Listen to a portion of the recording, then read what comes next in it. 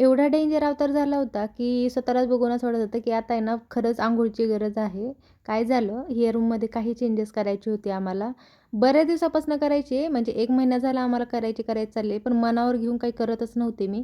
तर बेडची जागा चेंज करायची होती आणि कपाटची जागा चेंज करायची होती. ड्रेसिंग टेबलचं तर काही ठरलं नव्हतं, पण ह्या गोष्टीचे दोन्हीचे चेंजेस झाल्यामुळे ते पण करावं लागलं. ड्रेसिंग टेबल सरकवल्यानंतर बघा किती धूळ दिसते आणि कपाटच्या मागे तर बाप रे बाप! तुम्हाला दाखवतेच मी पुढं. तर कपाट आहे ना त्या कोपऱ्यामध्ये ठेवायचं आहे आम्हाला आणि जो बेड आहे ना, ते बेडची जागा चेंज करायची नाही आहे, फक्त त्याची साईड चेंज करायची आहे. तर सध्या जसा आडवा दिसतोय ना, ते तिथंच उभा ठेवायचा आहे आणि बघा किती धूळ झालेली आहे. म्हणजे आपल्याला काय आपण काय ड्रेसिंग टेबल किंवा कपाट ह्या गोष्टी सरकवत नाही जास्त तर त्यामुळं. बेड खाली हे डंबलचे काय म्हणतात त्याला रिंग्स डंबल्सच म्हणत असतील कदाचित, तर ते लावलेलं आहे कारण की प्लाऊड आहे ना, भरपूर सामान आहे दिवाणमध्ये त्यामुळं प्लाऊड असा खाली गेलेला आहे.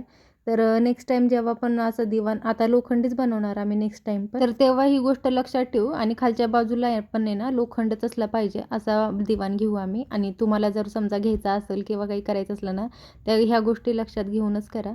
आता तरी मी कपाटच्या मागचं झाडून घेतलं, पण जेव्हा सरकवलं ना, खूप जास्त जाळे वगैरे आणि धूळ वगैरे झालेली होती तिथं आणि माझी अर्धवट कामं झाली. म्हणजे कपाट जेव्हा सरकवलं ना अर्धं, तेव्हाच त्यांनी आले आणि त्यांनी पूर्ण म्हणजे जेवढी पण राहिलेली मदत आहे ना, मला करून दिली. कपाट जागेवर लावून टाकलं, दिवाण ते बाकीची हेल्प केली आणि आता लागली त्यांना भूक आणि खूप उशीर झाला होता, कारण की त्यांना घरी यायलाच उशीर झालेला आणि बेड टाईम त्यांनी काही जेवत नाहीत.